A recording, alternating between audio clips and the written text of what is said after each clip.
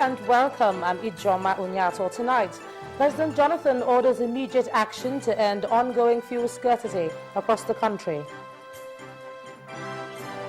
Senate postpones screening of Musilio Abanikoro as APC lawmakers kick against confirmation of the former Minister of State for Defense.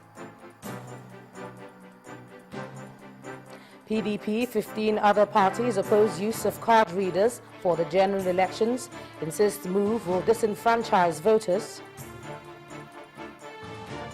And trial of man accused of bombing the Boston Marathon 2 years ago begins in the U.S. And on business news tonight, House of Representatives to investigate alleged refusal of Egypt Nigeria Oil Company to pay compensation for oil leak in Delta State. On sports news tonight, the league management company introduces the automatic external defibrillator to reduce heart-related diseases among players in the Nigerian league.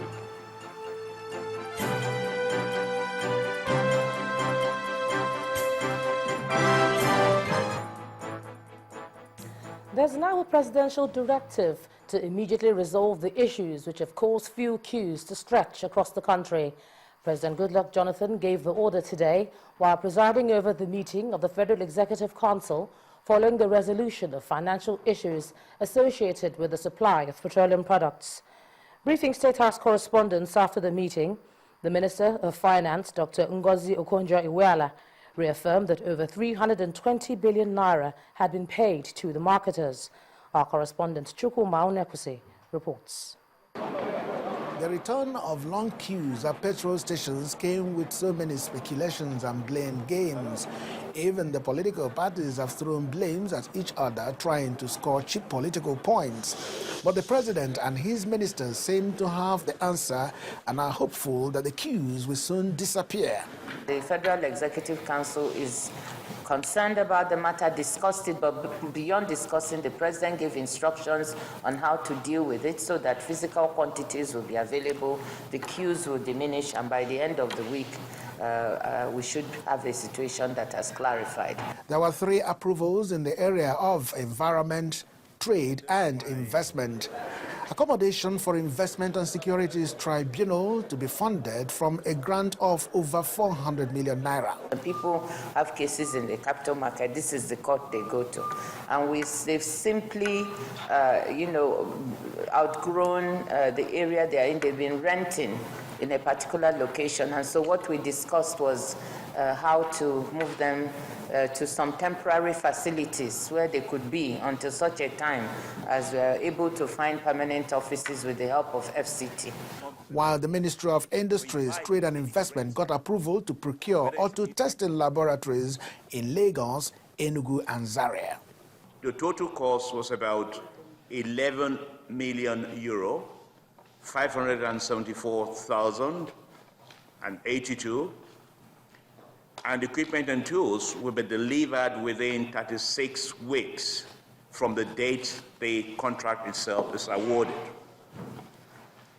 What are the benefits of these tools?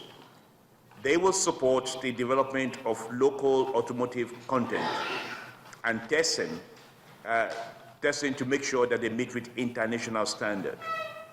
They will ensure that we have safety and health, that the safety and health of Nigerians are adequately addressed as we develop that sector.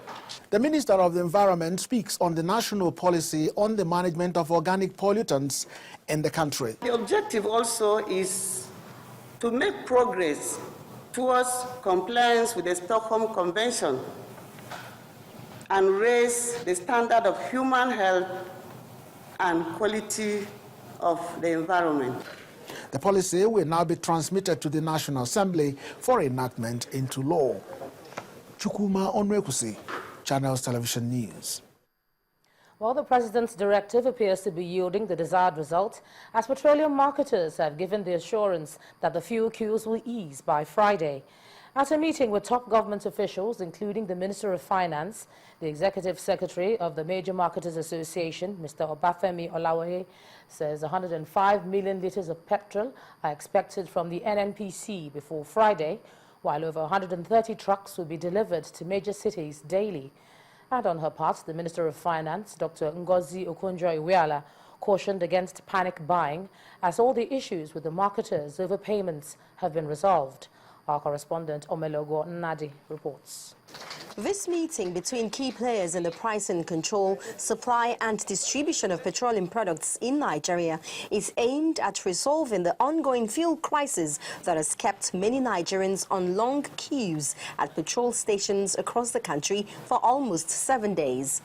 Following closed-door discussions with the major marketers, the Minister of Finance and the Central Bank Governor told journalists that all issues surrounding payments have been resolved and the situation will stabilize in a few days. Between when we held the meeting last week, Wednesday, and now, which is just about a week, LCs that have been opened by the banks is over $500 million in 1 week.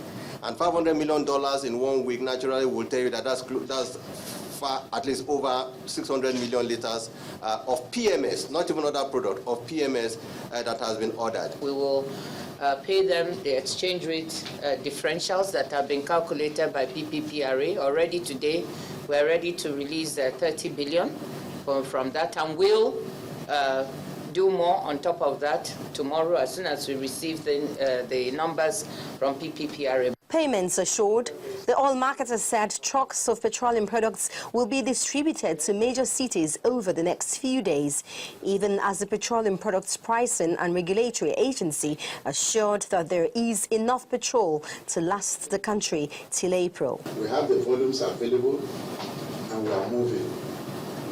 Abuja will take normally about 3 to 4 days before trucks get here.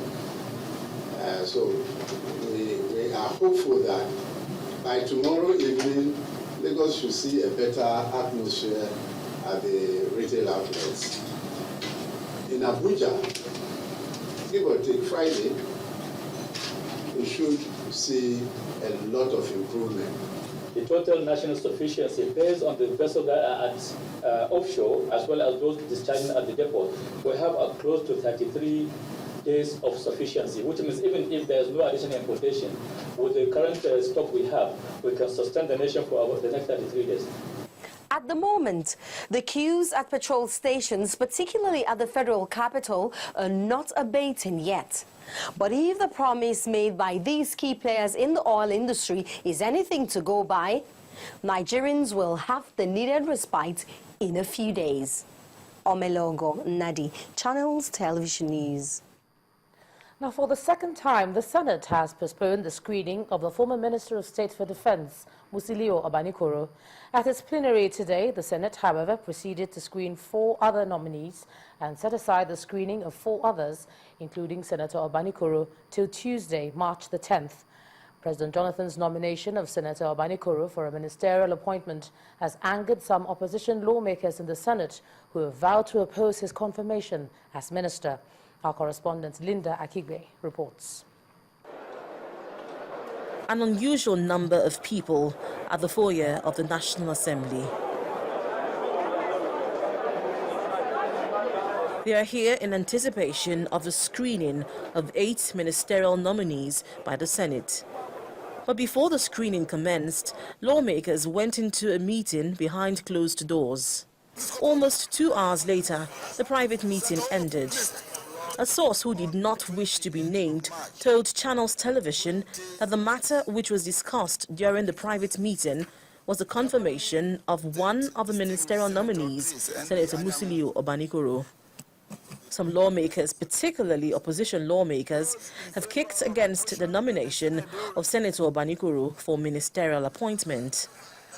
The source told Channels Television that APC lawmakers are reluctant to shift ground in confirming Senator Obanikoro as minister.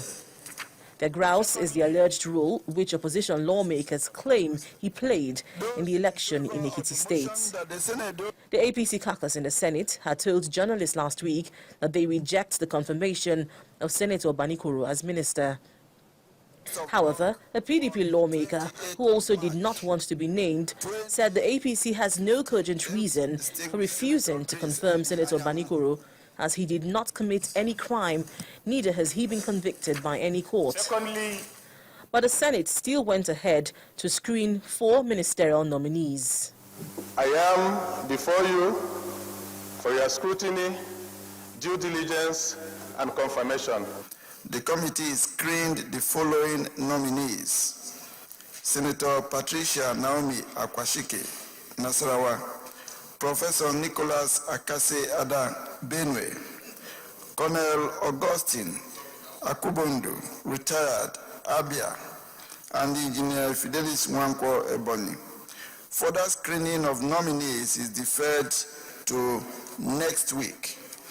The Senate postponed the screening of Senator Musli Obanikoro from Lagos, Mrs. Hawawu Lawan from Jigawa, Mr. Kenneth Kubani from Rivers, and Senator Jewel Ikenya from Taraba State. The screening is expected to hold on Tuesday, March the 10th. So come Tuesday, Nigerians will be looking forward to see if the opposition would shift ground and allow Senator Obanikoro to be confirmed as minister, or battle it out with the PDP lawmakers who are still in the majority in the Senate. Linda Akibe, Channels Television News. The People's Democratic Party Presidential Campaign Organization and some political parties have rejected the use of card readers during the forthcoming elections. Addressing a news conference in Abuja, the spokesman for the PDP Presidential Campaign Organization, Mr. Femi Fani-Kayode, says the ruling party will resist moves to go ahead with the use of the card readers. At a separate news conference, representatives of some political parties also expressed their opposition to the use of the card readers because they have not been tested and therefore cannot be trusted. It is less than 4 weeks to the rescheduled general elections. Some political parties, including the ruling People's Democratic Party, have expressed their opposition to the use of card readers for the polls. First, it was representatives of 15 political parties who threatened to boycott the elections and take legal action if the Independent National Electoral Commission insists on the use of card readers during the elections. Using the card reader for this general election is a deliberate attempt by the Electoral Commission to manipulate the 2015 general election. Therefore, we use this forum to call on Professor Ataharu Jiga and the Independent National Electoral Commission to desist henceforth from the use of card reader for this 2015 general election. If the want to go ahead with this use of card reader, we, numbering about 15 political parties and presidential candidates, shall boycott this election and take legal action. According to this group, the use of card readers is a ploy to disenfranchise citizens in the coming elections. The position of the People's Democratic Party on this issue is not different. The Director of Media and Publicity for the PDP presidential campaign says the ruling party will resist the use of card readers during the elections. Our position on the card reader remains that the machine has not been tested in any election, and there are bases for genuine concern over the use of the machine for the first time in a crucial election of this magnitude. We are aware of the plot by the APC, working in cahoots with some strategically placed and retrogressive elements to use the card readers to frustrate accreditation in some parts of the country, while not enforcing strict use of the machines in some other parts. The truth is that if they go ahead with that wicked plot, the APC and its collaborators will only be preparing the ground for mass resistance. The Independent National Electoral Commission had announced the use of card readers in the forthcoming general elections to reduce electoral fraud. As it stands, some political parties and their supporters, including the PDP, are opposed to these electronic devices. In part two, after the break, Nigerian military refutes claim of delayed tactics in its fight against insurgency in the northeast. That's in a moment. You stay with us.